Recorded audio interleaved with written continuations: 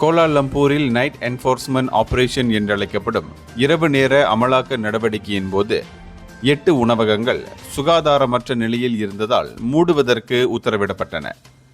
இந்த நடவடிக்கை Taman மல்லூரி, Jalan ராஜாபோட், Kampung பாரு போன்ற பகுதிகளில் நடைபெற்றது.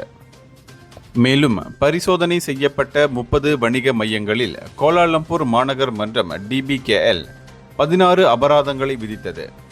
இந்த அபராதங்கள் பணியாளர்களுக்கு தைபாய்டு தடுப்பூசி இல்லாதது, உணவு கையாளுதல் பயிற்சி இல்லாதது, சரியாக பராமரிக்கப்படாத எண்ணெய் வடிகட்டிகள், சமையல் அறையில் எலி மற்றும் கரைப்பான் பூச்சி எச்சங்கள் கண்டறியப்பட்டது, வணிக உரிமம் இல்லாதது போன்ற பல்வேறு குற்றங்களுக்காக விதிக்கப்பட்டன.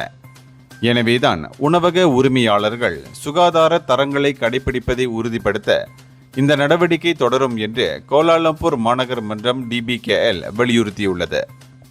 இந்தியர்களின் இதய குரல் மக்களோசை.